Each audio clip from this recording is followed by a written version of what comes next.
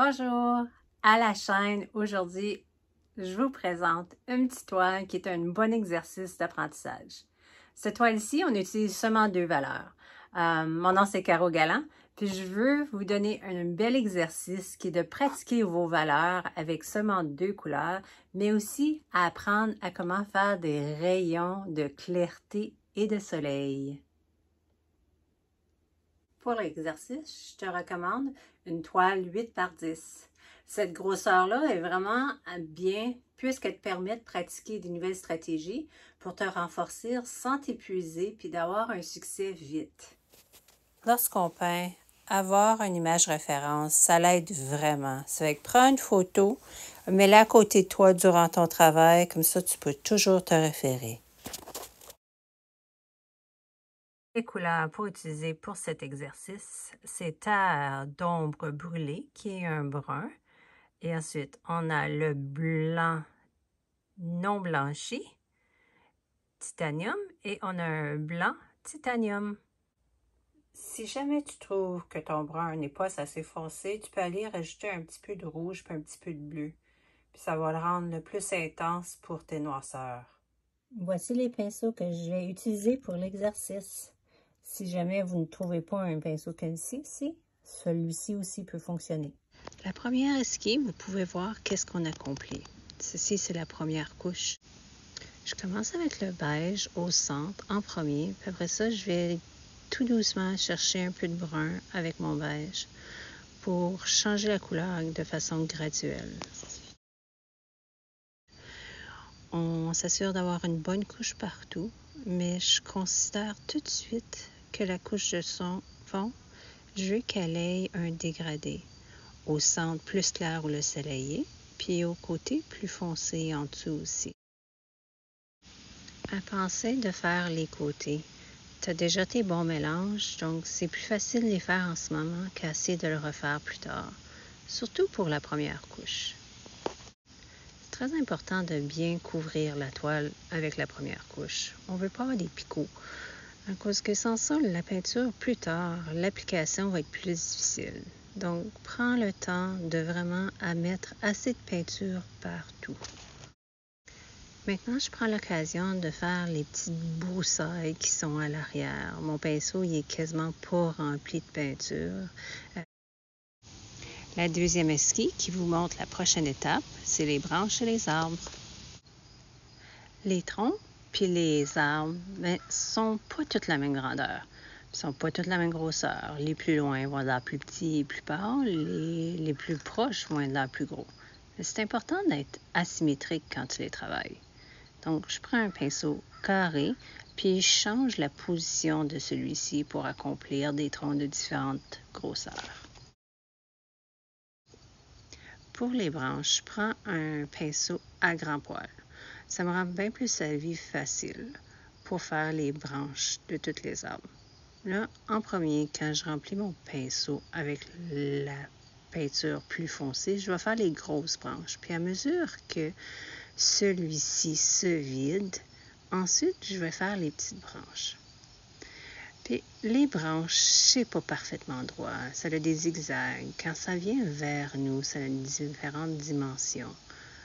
Donc, si tu regardes, je tiens mon pinceau de façon très légère. C'est juste pour dire que mon pinceau y touche, puis je m'arrange pour le tenir loin également. Je vais aller retravailler certaines branches ici et là, mais toujours considérer que je ne veux pas avoir de la symétrie, ça fait pas beau. On met des espaces différents entre chaque, des grosseurs différentes, des angles différentes. La nature n'est pas parfaite, puis il faut y penser. Quand on peint, des fois, notre cerveau veut tout mettre ça égal, mais vraiment, la nature, c'est pas comme ça.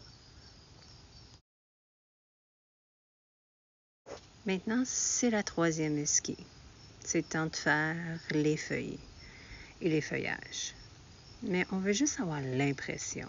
On veut pas que ça soit très détaillé, qu'aussi poussé dans la clarté. Notre œil ne le voit pas très bien détaillé. Donc, je prends le brun foncé, je vais aller plus foncé dans les côtés, puis après ça, à mesure que mon pinceau se vide, je vais rentrer plus au centre pour faire les feuillages plus pâles. Puis les feuilles sont pas toutes la même dimension encore. Donc, je change de pinceau pour m'aider. Des fois, des plus gros pinceaux. Des fois, des plus petits pinceaux pour donner l'impression de feuilles. La structure finie, maintenant, on va aller travailler sur le soleil. Donc, il est direct au centre. Pour me localiser, je vais prendre du blanc, puis j'utilise mon doigt pour faire un cercle. C'est plus facile. Maintenant, je sais où est mon soleil. Donc, je tire la peinture qui est là. Je m'assure qu'elle est un petit peu diluée avec de l'eau. Comme ça, elle vient translucide. Puis, on voit encore le travail que j'ai fait à l'arrière. J'ai un toucher très léger sur ma toile. C'est juste pour dire que je touche. Après ça, quand je finis mon coup, je lève mon pinceau pour pas que ça finisse de façon abrupte. Pour que ça soit vraiment des petits rayons qui finissent tout graduellement. Là, je balaye vite pour pouvoir étendre le restant de la peinture. Mais je fais ça quand j'ai pas beaucoup de peinture sur mon pinceau. En faisant ça, je pousse la clarté encore plus au centre de ma toile. Pour les rayons de soleil, on prend le blanc puis un peu de beige dilué avec de l'eau pour qu'il soit encore translucide. Puis là, je pensais au centre où est mon soleil. Puis il faut vraiment que mes rayons soient en ligne droite. Puis il faut que je pense où est le centre, puis je pars de cette région-là, du centre, puis je vais en ligne droite par rapport au centre. Cette étape-là est vraiment pour juste structurer où que tous mes rayons vont vivre. Donc, je viens les déposer à la bonne place, puis je vais revenir plus tard travailler dessus. Puis, l'autre chose que je dois penser, c'est lorsque j'ai fini de faire cette base-là, il faut que je laisse sécher un peu avant de retourner. Fait que là, en ce moment, je travaille une autre région pour laisser sécher. Mais qu'est-ce qui est le fun avec la peinture à l'acrylique? Elle sait sécher vite. Mais il faut quand même lui permettre de sécher pour pas qu'on aille lever la peinture. Là, je pense aussi à d'autres places que les rayons vont passer entre les arbres. Donc, il y a des places, pas juste au centre, mais à d'autres arbres que ça ressort. Je refais mon repère pour mon soleil pour pouvoir étendre tout. Puis là, je continue à aller étendre ça pour créer vraiment une grande clarté au centre. Tout au long de cette étape-là, si vous remarquez, le pinceau il est très léger. C'est juste pour dire que je touche la toile pour tirer les rayons d'un côté puis de l'autre. Là, je vais en faire une plus grande. Puis lorsque j'ai réalisé que j'ai presque plus de peinture, mais là, je vais plus vite pour étendre cette peinture de façon efficace. Maintenant que les rayons sont établis, je peux savoir où la clarté frappe les troncs. Donc, je vais aller mettre un brun beige plus pâle pour montrer vraiment où que le soleil frappe, puis restructurer mes arbres. Je ne fais pas toute la longueur de l'arbre, parce que les rayons, ils ne frappent pas partout sur l'arbre.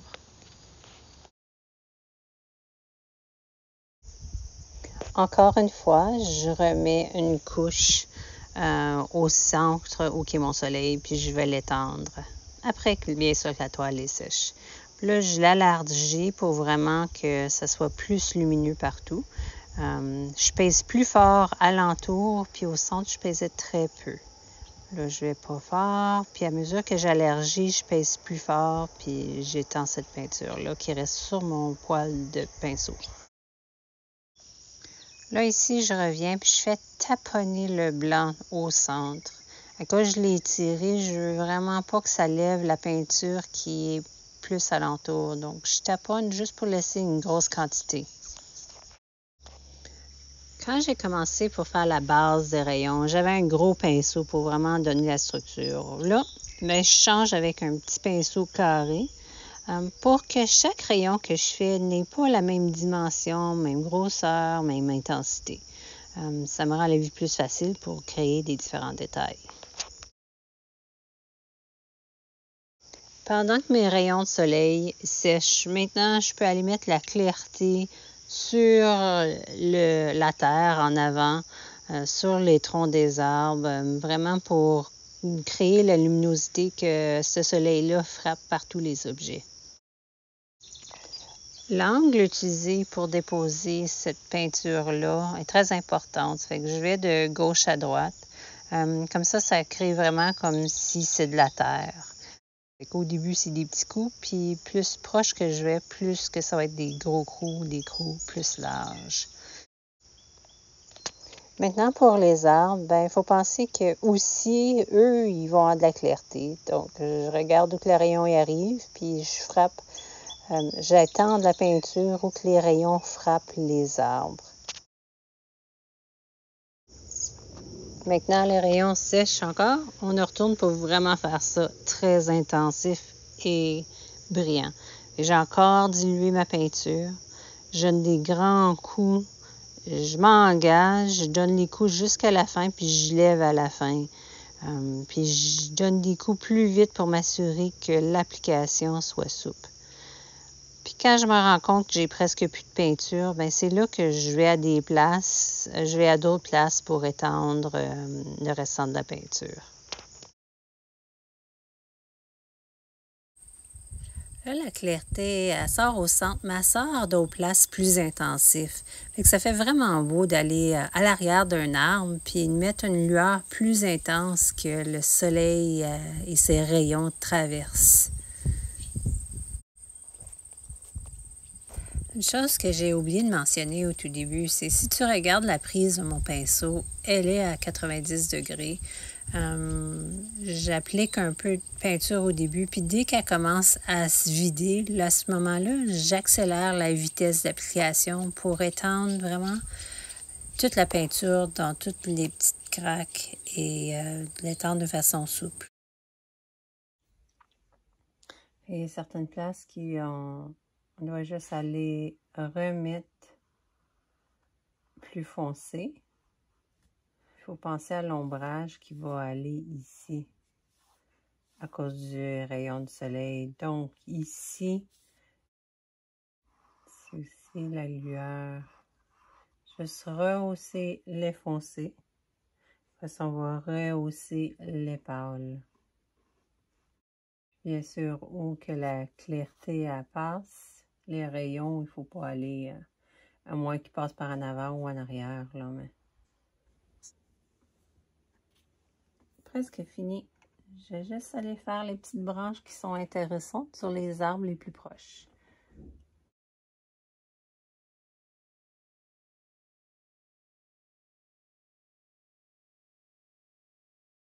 Je ne mets pas beaucoup de peinture dessus mon pinceau. Je vais juste aller pâlir certaines régions. Je vais quand même voir les couleurs en arrière.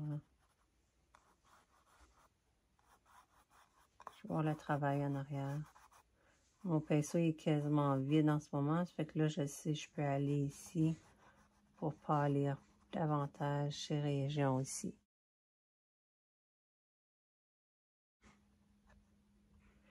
Ici, l'ombrage de l'arbre, il ne faut pas que je mette des clartés du relief sur le terrain. Il ne faut pas que je le mette où que l'ombrage de l'arbre. Mon arbre, il arrête ici.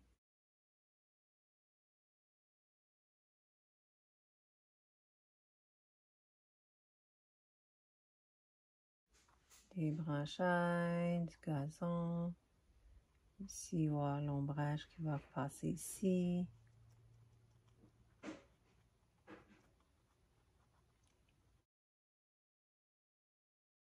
L'ombrage des arbres, il faut vraiment penser où est la clarté. Donc, la clarté, elle est là. Donc, l'ombrage de cet arbre-là va aller comme ça ici. L'autre, un petit peu plus en angle. Et celle-ci, encore plus en angle d'après le soleil.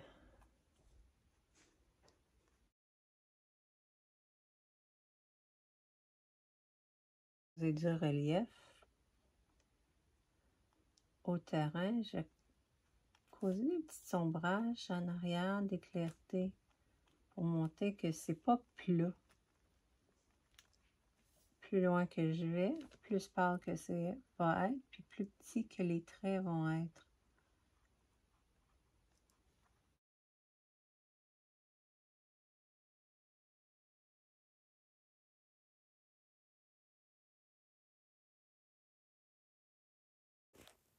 Pour la dernière étape finale, c'est les petites clartés qui sont ici là pour les petites branchailles. J'en mets pas partout, seulement dans les points d'intérêt. Puis remarquez, ma position de mon pinceau est à 90 degrés, vraiment pour utiliser les coups de poils sur mon pinceau. Bon, l'œuvre est terminée. On a pratiqué comment faire la première couche de fond. Puis après ça, on a aussi pratiqué à comment aller faire les formes importantes des sujets des arbres. Les faire en étapes, branches et arbres, et ensuite aller faire les feuillages. Après, le fun, c'était d'aller faire les rayons. Je vous ai montré comment c'était important de diluer ta peinture pour qu'elle soit translucide, puis aller mettre de la profondeur à des différents endroits avec le beige et le blanc, tout en mettant plusieurs petites couches minces.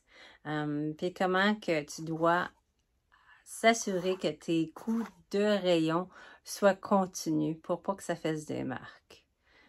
Donc, avec cette œuvre-là, je vous lance le défi.